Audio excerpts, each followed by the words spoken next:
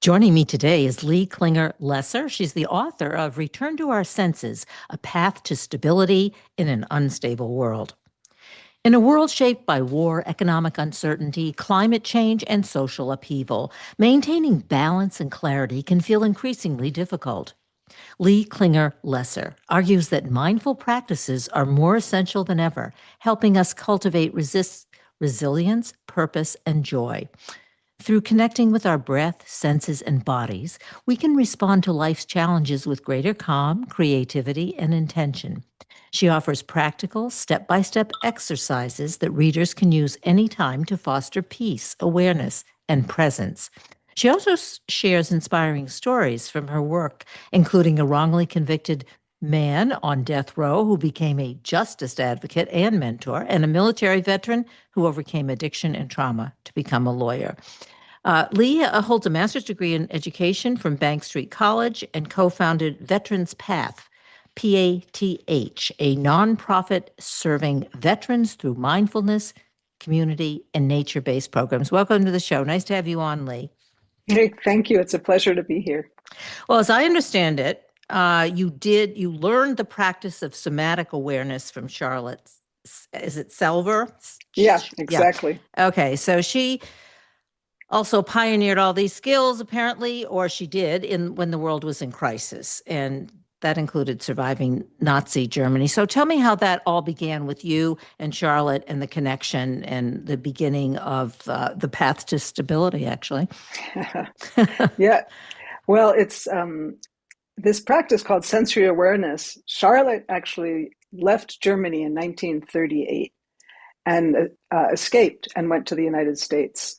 And she had studied with a woman named Elsa Gindler, who actually stayed all through the war and gave classes in Berlin while she was hiding Jews under her studio and helping them escape. So this Elsa Gindler was sharing this practice, surviving war, surviving bombings, surviving the Nazis, and helping other people be able to do that. And Charlotte, her life was changed by Elsa Gindler. And when she came to the United States, she began going to doctors and other people saying, this is work I can do that can help people. So she was one of the original pioneers because at that time, the word mindfulness didn't exist. This was not integrated into our culture. Yoga wasn't an active part of our culture. And Charlotte just had this trust in the power of paying attention to what's happening in our own bodies, connecting to the natural functioning in our own bodies as a way to respond to life and be present, and providing these. Yeah, did you want to say something? Yeah, I was just going to ask you. Yes, I wanted to know, when did you meet her? How did you meet her? I met her when I was 19 years old because my mother, it was a time when I was trying to separate from my mother, trying to figure out who I was and get out of family roles. And I went home for a Thanksgiving vacation from college. And I mostly was hiding in my room and trying to avoid family dynamics. And my mother walked into my room and she handed me a brochure. And she said, you should meet this woman. She can change your life. And then she turned around and walked back out the door. And my mom had never spoken to me that way, and she never did again. And so I was curious in spite of myself. And it turned out that Charlotte was giving 2 14-day workshops during the month of January when I had to do a project off campus. So I went, I was curious, and also the workshops were in Mexico, and I had wanted to go to Mexico. I had volunteered with the United Farm Workers Union the summer before, and all these farm workers from Mexico told me, you should go to Mexico, you should learn to speak Spanish. So I went to these workshops, and that was the beginning. I was 19. That was a long time ago. And it did change my life. It gave me this introduction to, I had no idea how separated I was from my body. I had never paid attention to breath. And this gave me a practice that has sustained me for over 50 years. 50 years, that's a long time. And and you say sustain because I think that's the key word. How does this sustain us? I know obviously this returning to our senses is, as you say, is much more prevalent now. I mean, when you're talking about Charlotte, that was Freudian psychology, wasn't it? It was kind of the opposite, going back in the past, Hmm. not Hmm. maintain, getting in touch with what's happening now, right, in your body. So, how did you sustain? How do you sustain it?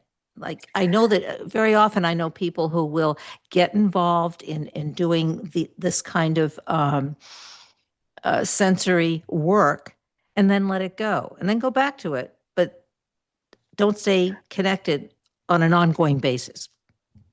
Well, there's one thing is trying to sustain a formal practice, but also the more you trust and connect with the living experience of resource that's in our somatic experience, that's in our bodies. That is, we live in these bodies. Charlotte used to call it, we live in an organism, a living organism, but we are in these bodies and everything is here. Our past is here. Our possibility for the future is here.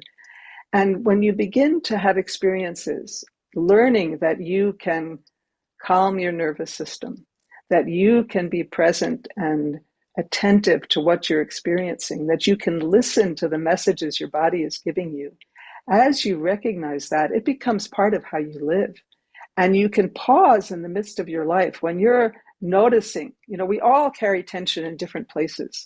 When we become more conscious of where we carry tension and how we carry tension, as we notice it, it can invite us to pause. So if we notice all of a sudden, I'm holding my breath, my shoulders are tight, that's an indication to me that something is needed in this moment. Maybe I'm upset, maybe I'm afraid, maybe somebody's saying something that I don't like. If I pause and come back to be present in my body, I can connect with what's actually happening, what my thoughts are, what my feelings are, and I can respond to the situation with much more clarity rather than being triggered and activated and reacting. And for me, that's part of what's most essential, is that we have this ability to respond to what's happening in our body, to what's happening in our relationships, to what we're doing to the planet, and being so overwhelmed by so much that's happening. So the Well, more we, yeah, go go ahead. ahead. I Well, was I just was going just to going to say, stop you there because in order to do that, and I think obviously you mentioned this, but you have to be aware, right? You have to be mm-hmm, aware, or one needs to be aware in the moment that this is happening, right? mm-hmm, Before yes. you, yeah. Can you give us a very specific um, scenario or example when in our just daily lives where, as you say, all of us are, oh, I think there's no, we have different issues that trigger us, but we all have issues that trigger us. Give us an example of what we can do. Well, I'll give you an example of something that hooked me into this practice. Because in the classes and in the workshops that we offer, it's just giving people simple, that whoever's leading the class offers simple questions and invitations to explore something, and then giving us the chance to experience what we're doing. So when I was 19, I had no clue what this practice was about. I was curious, but I was skeptical. I didn't know what I was doing there. But little by little, I was just beginning to notice the connection with breath, the connection with my sensations. And one day I came into the class, and Charlotte asked everybody to find a partner and asked people to take turns holding the foot of their partner. Well, I thought that was really bizarre. I had no desire to hold the foot of any stranger. I thought, why would I want to do this? But I looked around and everybody was getting into partners and getting ready to do this. And I thought, all right, I'm here, I'll do it. So I sat down in front of this person and I was getting ready to hold their foot. And I put my hand on their foot. And right away, my thoughts started going, well, if I'm going to do this, I'm not just going to do it. I'm going to be, a super duper foot holder. I really got your foot, and I've got this whole story going in my head, don't worry, I'm here. I've got your foot. I'm really present. And Charlotte asked, are you doing anything extra? And when she asked that, all of a sudden I noticed that my shoulder was almost touching my ear. And when I noticed that, my shoulder came down. I didn't put it down. I didn't get into a story. I didn't start judging. I just felt it, and my shoulder came down. When my shoulder came down, I realized that my whole arm was tense and tight, filled with this extra effort. And when I felt that, my arm released that effort. And then I got to my hand that was squeezing this poor person's foot. I was so busy with this story that I wasn't feeling the person at all. And when I realized I was squeezing this person's foot, that let go. And for the first time, I actually felt the pulsations in this person's foot. I felt the temperature. I felt that I was in connection with another person. That simple experience, which was, 56 years ago, I can still feel so clearly, and it still guides my life because we all do extra things all the time. When you're brushing your teeth at night, you could pause and notice how much extra effort might be there. What amount of effort is needed to actually brush your teeth? Or when you're chopping a vegetable, how much energy is needed to use the knife? But part of what was powerful about that experience for me was it wasn't just in this little activity, excuse me, that I was, sorry, I'm going to drink a sip of water. Yeah, take some water. Yeah, because I'm thinking about that, and I guess it's just these, I don't want to say these small activities, but these just day-to-day activities where you're just, and brushing your teeth is a good example. All of those are good examples. Like you just have to I keep saying be aware, but be sensitive. And Yeah, we don't do that. When I'm brushing my teeth, I'm thinking about what I have to do next. I have to, this and, my work day. This is not what one should be doing, right? That's the well, opposite. I think that part because what happens is, and what happened, and what that showed me was how much in my life I had this habit and tendency to feel like I had to be special, that I had to be super duper, which took me away from being in contact and being present. And we all have these messages that we've absorbed and these tendencies and habits. As we begin to feel them, we can get to know them more fully, and then we can be more present for what we're actually doing. And are And we fighting the system? I mean, it's very difficult in our culture in the context of trying to do this. When we, go, you said, you were 19 years old. We start in kindergarten with the competitive, with the control, with trying to be, describing just what you described yourself when you're holding this person's foot. That's what we're taught to do. I mean, at the, we're in school from 9 to 3 every day. And you have you're a mother and a grandmother, as I am. mm-hmm. And this is what we're sort of learning the opposite of what you and I are talking about in the schools, in the curriculum. Well, I think we're also learning to disconnect from our bodies.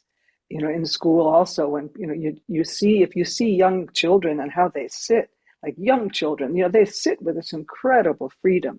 And then you start looking at kids older and they're sitting hunched over, their shoulders are down, they start disconnecting. And we learn to not pay attention to what's happening in our bodies. And what's happening in our bodies is not different from what's happening in our heart, our heart and our mind.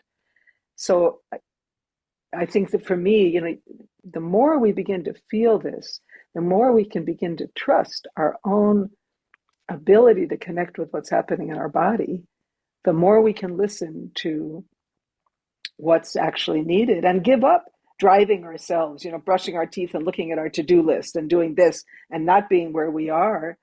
It creates more tension and stress in our lives.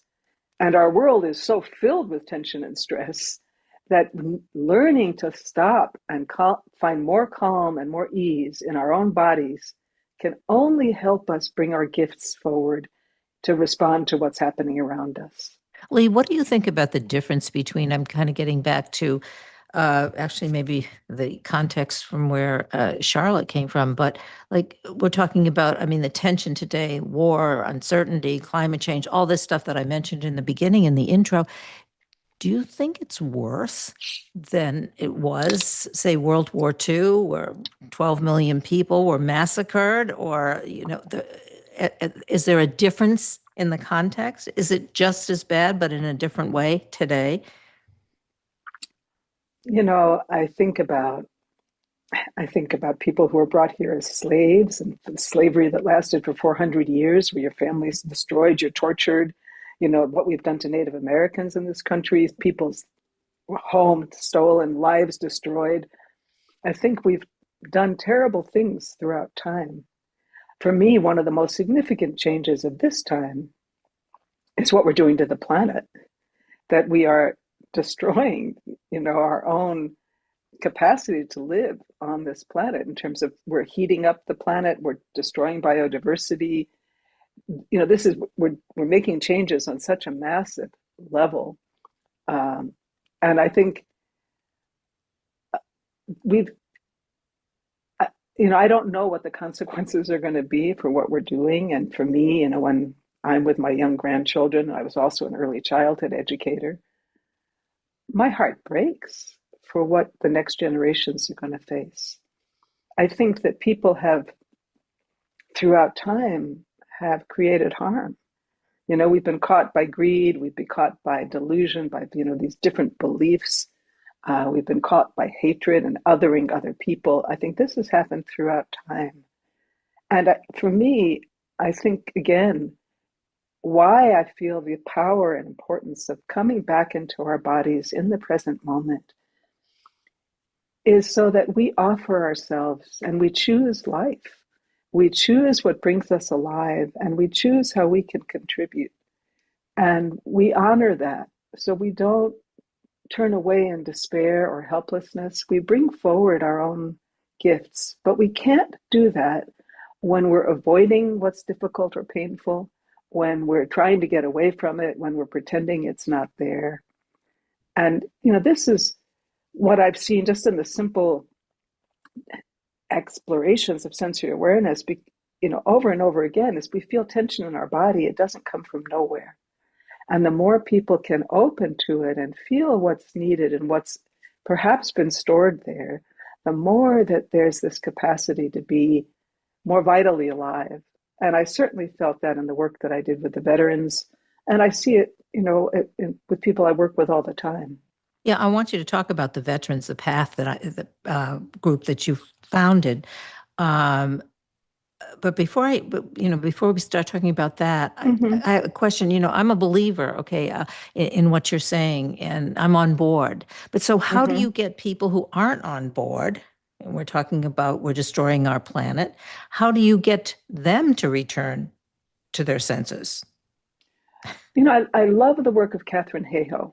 Kathryn Hayhoe is a climate scientist, and uh, she talks and she works for the Nature Conservancy, and she talks about finding what connects us.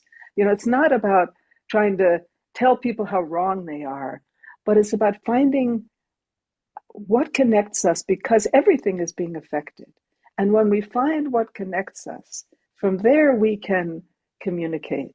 And I had a really interesting experience once on an airplane. I got onto the plane, and the person sitting next to me, we just started talking. He was a big man, and we were both flying to Missoula, Montana. And he said that he lived in Oklahoma, or he had moved to Oklahoma. And I said, what brought you there? And he said, my work. And I said, what's your work? And he worked in the oil and gas industry. And I thought, well, this is an interesting opportunity for me to talk to somebody who lives in a world very different than mine.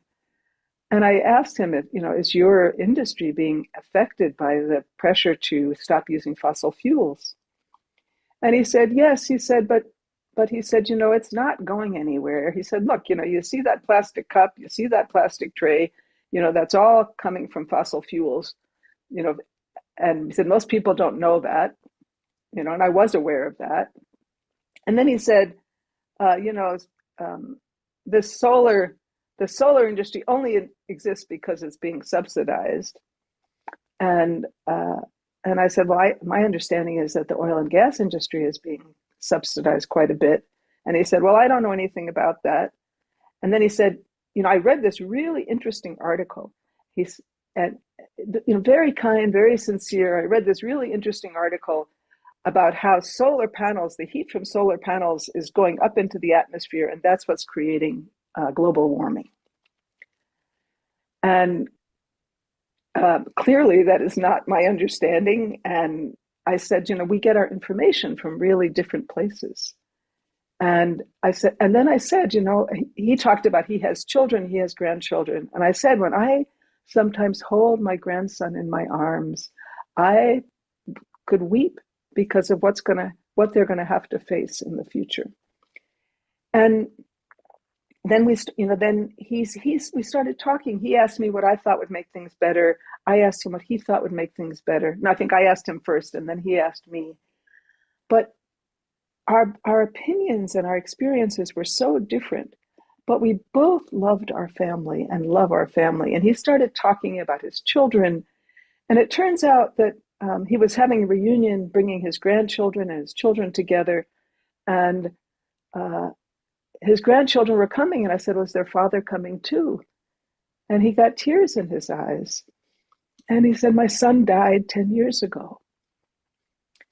And I got tears in my eyes. And it's funny to see, even as I'm saying it, I have tears in my eyes. Because there we were, just two human beings who have such very different perspectives about our world. But we were connecting out of our love for our family and also the grief of loss. Yeah. And then we could laugh together. And we spoke about a country western song that I got the title wrong. It's like, While You Can, I think. And I said, Till You Can't. But it's a beautiful song. I think it was by Cody Johnson. And then at the end of our trip, he said, I really appreciated our conversation. And I did too. So I think that, I may not have changed his opinion in any way, but we made a human connection. And I feel like that's a really important starting place. And if we had more time to really look at the impact on our families, I think that's how we could open conversation.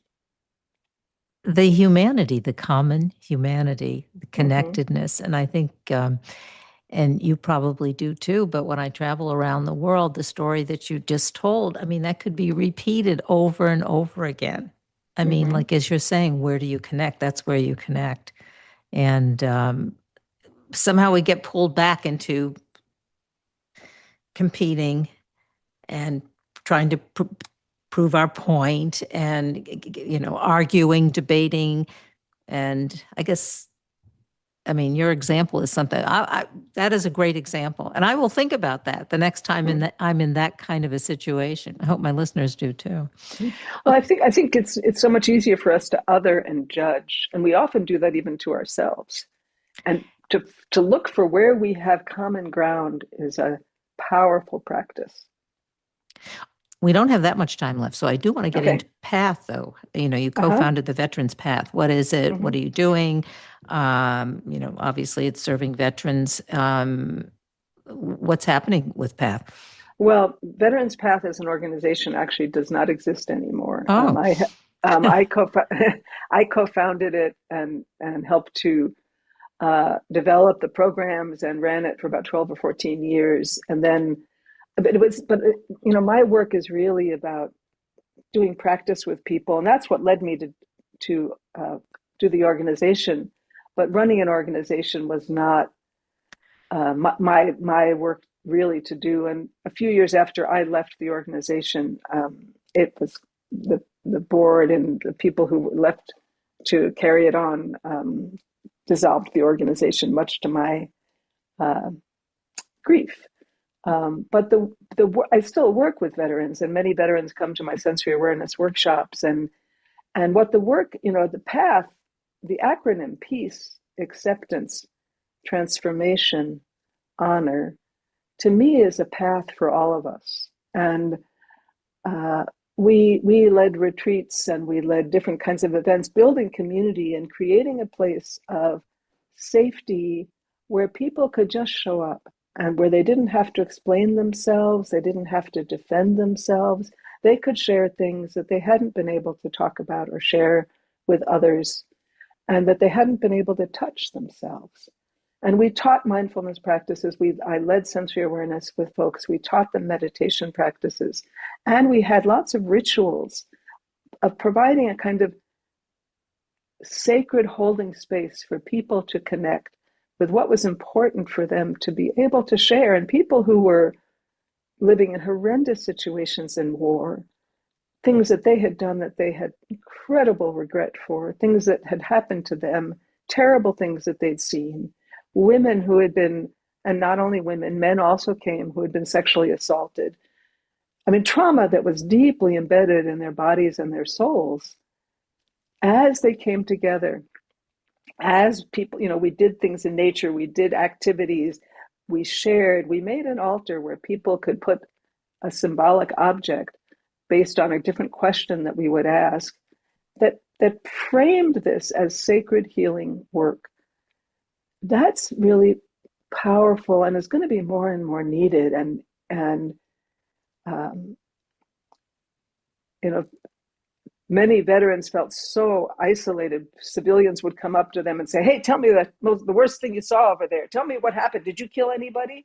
I mean, Yeah. these crazy things that we don't respect and honor what's important for people, and the depth of service that people have committed themselves to, and the depth of trauma and healing that's possible. Well, I hope we only have a couple minutes left because what you're Mm-hmm. talking about and the work you've done with the veterans and that you really do continue to do. Mm-hmm. Um, I hope you're doing it with your grandchildren. I do it with my grandchildren. I play all the time with my grandchildren. And, I think that another piece that's so important is joy and appreciation of life. And with the veterans, we had a lot of fun. I mean, somebody said, I've never cried so much and I've never laughed so much. And I think that we need joy. And with my grandchildren, I mean, I play all the time and they bring me joy and, you know, grief for what we're facing, but also the joy of being present and alive. And I'm doing a lot of work with wildland firefighters now and sharing these same kinds of practices. And they're on the cutting edge of our climate crisis and also facing trauma. But this love of life that we can all bring our gifts to, for me, as we come alive in the moment, which we do with children, and children naturally do, and children will cry and be angry, and we can cry and be angry, but it's how we show up to be as present as we can.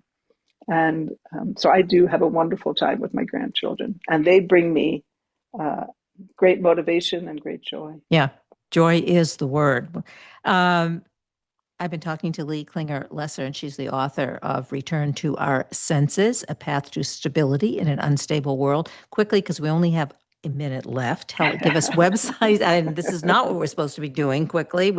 But we have to. it, So anyway, it's yeah, yeah, websites to go to, more. it's one website, and it's very simple, Okay, returningtooursenses.com. So it's the great. same name of the book, and there you can find out about workshops, you can find more information about the work, and you can buy the book itself. Fantastic. Thank you so much for being on the show. Loved My having you on ple- the show. I my appreciate it. pleasure. Yeah. My pleasure. Bye. Bye.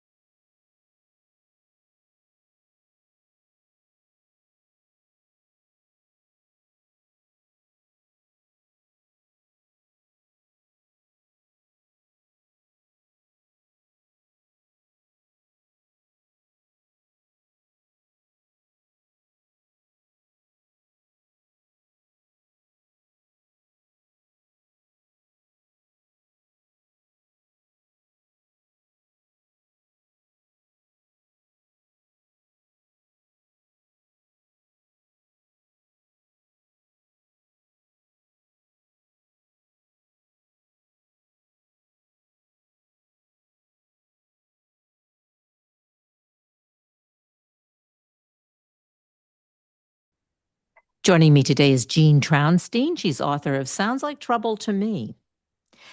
Inspired by the true story of women at Dublin Correctional Facility in California, Jean Traunstein's novel follows Nettie, a correctional officer who suddenly finds herself on the other side of the prison system she once enforced. As she awaits trial, Nettie confronts the inhumane conditions of incarceration while grappling with her abusive marriage, her career, and the life she believed she understood. A renowned leader in prison reform, Jean co founded the women's branch of the innovative alternate sentencing program, Changing Lives Through Literature. The acronym is CLTL. She's a tireless advocate for incarcerated women, known internationally for her vivid, empathetic writing that illuminates the struggles of those wronged by the criminal justice system. She also contributes journalism on prison and parole to outlets including the Boston Institute of Nonprofit Journalism, Truth Out, and Boston Magazine. Welcome to the show, Jean. Nice to have you on today. Very good to be here, Kathryn. Thank you. Okay, you are the person to talk to when it comes to prison reform, I assume. Well, Yeah. thank you. Okay, and but you have a career in lots, not only that, I mean, you educator, teacher, actress. I just want to know, how does a former actress get involved in prison reform? Well, I think I see the world in scenes, Kathryn, and I think that helps me a lot in terms of my writing. But in terms of prison reform, I saw a play in California called The Cage, which changed my life. It was a play presented by formerly incarcerated men, and I had never seen people who were actors from a prison do a play before. And that made me think, wow, maybe I could do that. And once I got back to Massachusetts and got involved in working in a prison, that was the first thing I began doing. And that changed me. It made me understand the women. It made me understand what went on behind bars. That turned me into an activist. And I was very lonely at the time because nobody else was doing this work, and that drove me to writing. So how were you able to do that? Nobody else is doing it. Usually there's always pushback. Why do you want to do this? And what's the reason for doing it? And you are what, in a women's prison trying to, I yeah. was, yes, and it was 1987. So that's when I began, and I was teaching for a community college, Middlesex Community College, where I ended up teaching in the quote free world for many, many years after that. But at that time, I wasn't teaching full time. I was teaching part time, and I managed to get a gig teaching in the prison part time. And as I was teaching a writing class, one of the women said to me, "You know, Jean, the men are allowed to have theater and they tour, and we're seeing Men of La Mancha. Why can't the women have a theater program?" And me being a sucker for equality and feminism, I said, uh-oh, I have to do this. I have a theater background. I had majored in theater. I had been thinking I'd be a professional actress, had gone to Hollywood, done all of that, and I knew a lot about theater, read many, many plays. So I proceeded to try to get a grant, which I did, went to England, saw 23 plays in 6 weeks, my idea of fun, Yep. and ended up deciding to do The Merchant of Venice at Framingham Women's Prison with women, a play I had seen in England. Of course, it was transformed and took me 6 months, but getting a grant and blah, blah, blah. And I did it. And that got me that changed me also. Were And you a one-woman show? I mean, in terms of well, organizing and doing this, or Un yeah. unfortunately, I really was, but because they didn't, as you said, there was a lot of pushback. And so it wasn't like they were thinking there was a theater program. They were thinking this woman wants to do a play. And that's all I was allowed to do year by year until I did 8 plays. I did eventually get to have assistants come in with me and help, and I got the ability to show the plays to the women. I videotaped them, and I was able to put them out there for the families, and I got families to come in and see the plays. but it was pretty much me and my assistants doing that work. And how did you see the women in terms of the impact it had on them in changing their lives? Well, many ways. They first of all, they would come to me. I remember Dolly, one of the women who was a very Irish. She was 50 in her 50s at the time, and um, had a chance to go up for parole, but she'd killed someone and been in. She'd played Antonio in Merchant of Venice, and that's a story. But anyway, she said to me after the play, the next week I came back to sort of go through what their experience was. She said, um, I was a star. I was a star for a week. And, I was able to bring in 200, that first play, 200 of the other women. There were at the time 400 or so women at Framingham, overcrowded, and they got to go in and see the play, and they loved it, and they yelled out at the play. They talked to it as though they were in church, at the end when Shylock, um, who is Jewish, is ostracized by the Christian world, i.e., Antonio representing the world, and told he has to convert to being a Christian for his attempt to get, quote, a pound of flesh, to even the score of his daughter becoming a Christian, and his suing at the trial scene. Anyway, uh, what happened was, um, the women yelled out, "There's nothing wrong with being a Jew if that's what you are." Things like that Yeah. to the play. And it was, it was reverential for them. It was a phenomenon. They hadn't seen things like that, and they respected and loved the actors for what they did. Now tell us about the conditions in the prison. What's happening? And unfortunately, I think is still happening. Um, Well, yeah, prison then was I thought terrible, but compared to what it is now, not terrible. I mean, it was terrible, but example, I got to get a student of mine from Duxbury High School into being a lifeguard at the prison.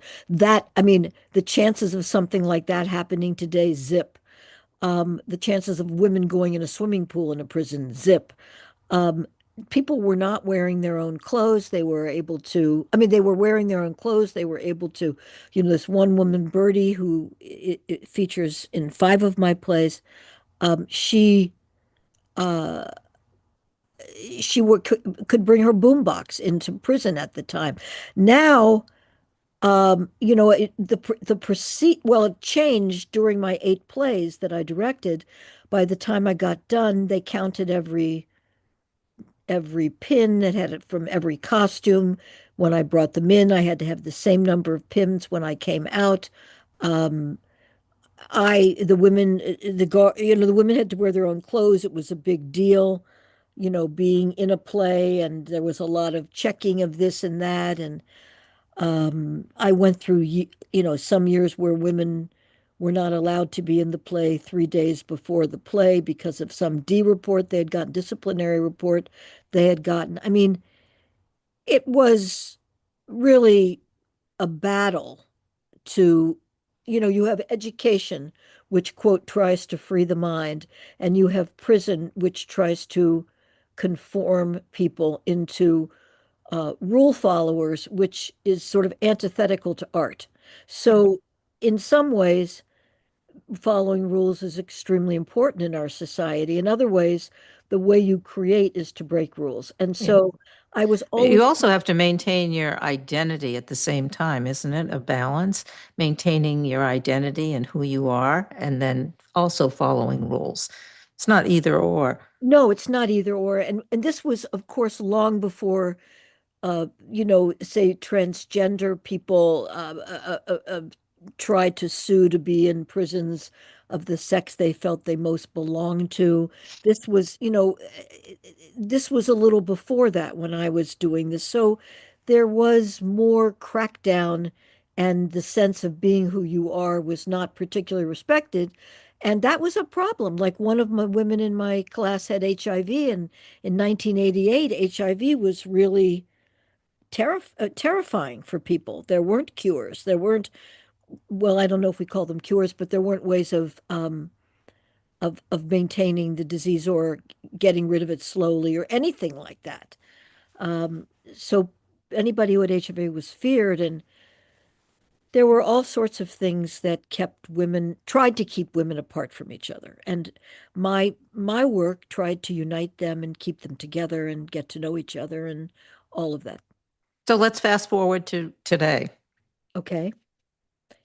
Well, I have not been in a women's prison to direct a play for many, since 1995, but I know a lot about it, and I know there are fewer women in prison, which is good, but there are more women who are serving life without parole than ever before. And in Massachusetts, and in some, there's a lot of data that shows women are actually treated more harshly than men. 70% of the people who guard women are males. There's a lot of abuse, which is really what I didn't know that much about it when I was there because it was kind of quieted.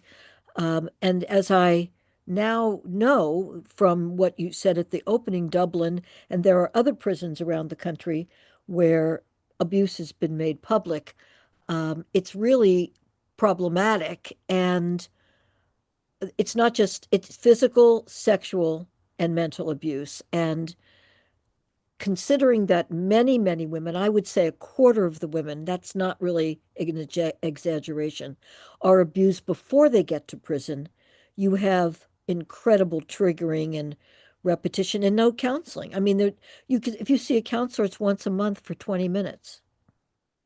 And you don't see, I have seen several documentaries about men's prisons, and you actually, whoever's doing the documentary is in the prison and you see visually what's happening or what the context is. I have never seen that in a woman's prison. I It's mean, made fun of. It's made fun of and sort of um, as humanized in a kind of horrible way in Black is Orange is the New Black, which I think Piper Kerman did a great job writing that book, but it is the video, the TV series was really much lighter than what prison is. That's yeah. the only one I've seen. And I will tell you that in Sounds Like Trouble to Me, I have some pretty horrifying things. My therapist brings a snake into the therapy, which is actually snakes are actually used for therapy. And I did a lot of research on that, but it's creepy. I did a lot of research on memory loss, and you have very little help for memory loss because if you've killed somebody, often you forget some of the moments of that experience. Takes a long time to remember. So being locked up and having, seeing the abuse for my main character was really overwhelming for her to understand how her life actually related to these women behind bars. Yeah, yeah. So when you decided to obviously write the book, sounds like trouble to me.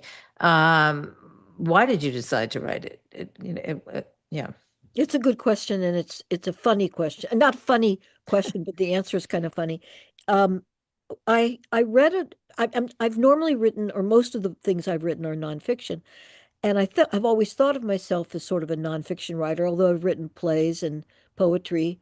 But I read a little story in a New Jersey paper about a warden who had killed her abusive husband and had to go to the awaiting trial unit. And just, I want to make sure everybody understands who's listening. A waiting trial is different from being sentenced. And when you're in a waiting trial, you have fewer protections.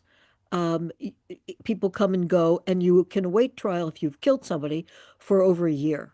And it's a very different space than in a sentenced prison. But anyway, the real person was sent to a waiting trial unit, and I kept Googling to try to find out what happened to her. Did she have a trial? Da da da. I could find out about the arraignment, but that was it. And so I never knew what happened to her. And I said to myself, "Oh my God, I've got to write this story." And that is how I began. with the sense that I had to tell the story of this woman because it was fascinating to me.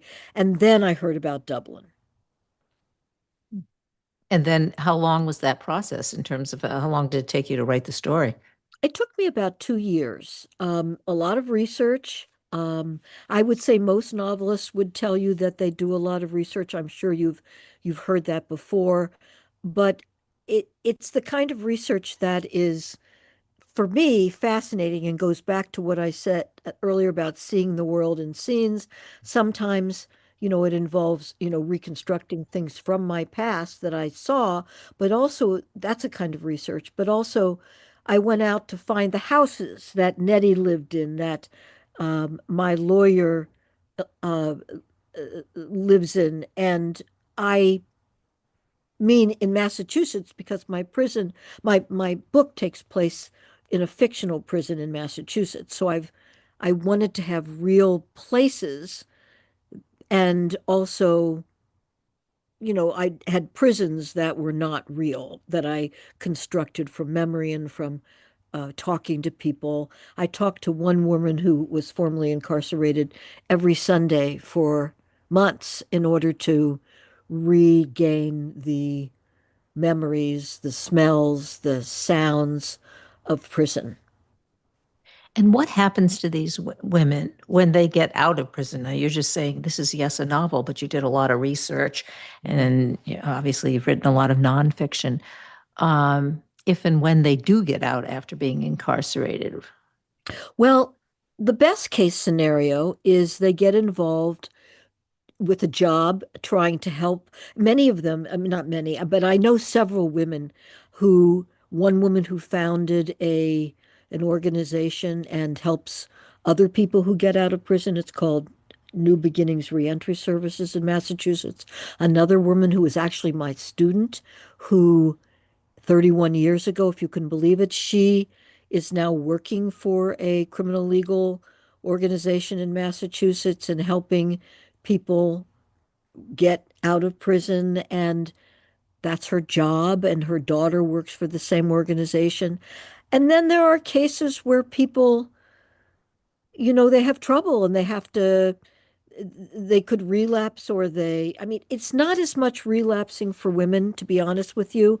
There are, there, there are fewer women who go back to prison than men do. But so the recidivism rate is much better and the crimes committed are fewer. But there are people who struggle. I wouldn't, I can't, and I can't say even the ones who succeed don't struggle. The woman who founded the organization, who's fantastic and talks with me and goes all around and gets grants for her organization, is just a phenomenal person.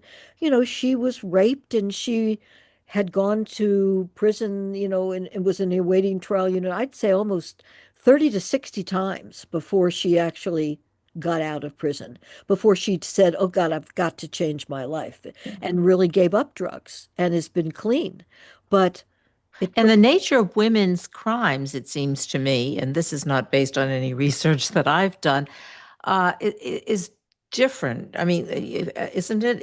yes, Men have serial killers, for instance. No, there are some women who are serial killers, but not many when you compare it to men, for but instance. not So, many male serial killers either. Let's be honest about yeah, that. That is sort of overly emphasized in the yeah. news. Yeah, there are people.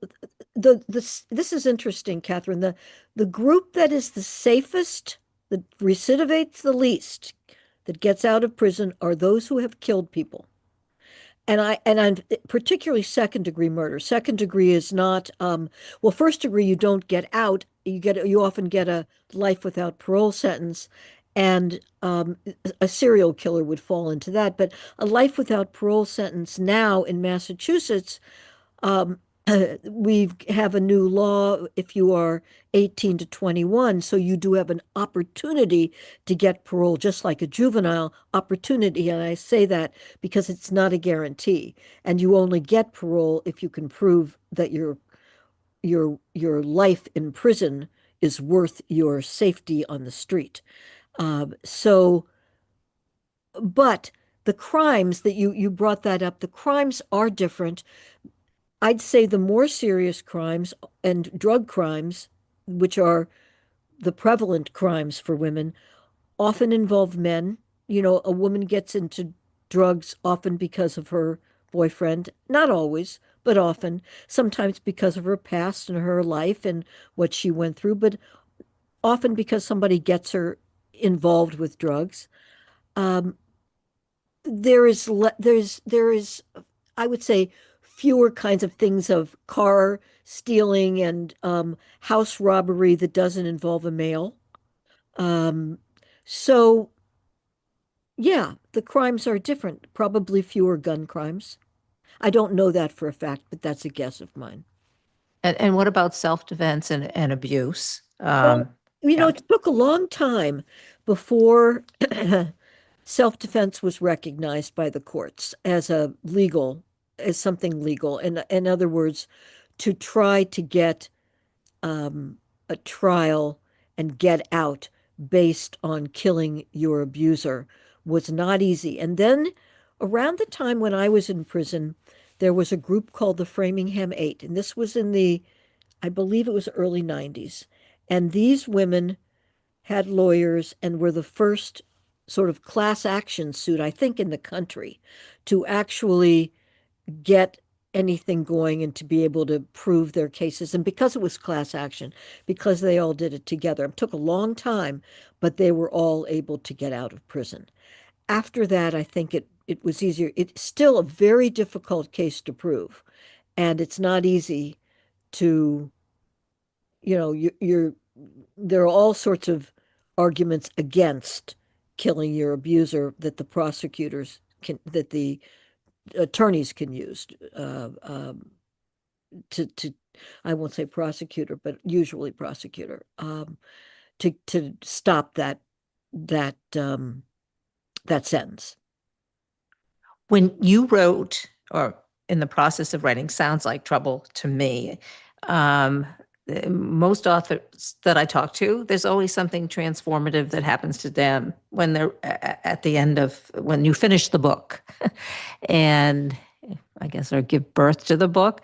Um, so yeah, so what were some of those feelings once you had completed the book? Well, could I tell you before I tell you the answer to that, something Yes. about beginning the book that I Okay. think is particularly interesting because it is my debut novel.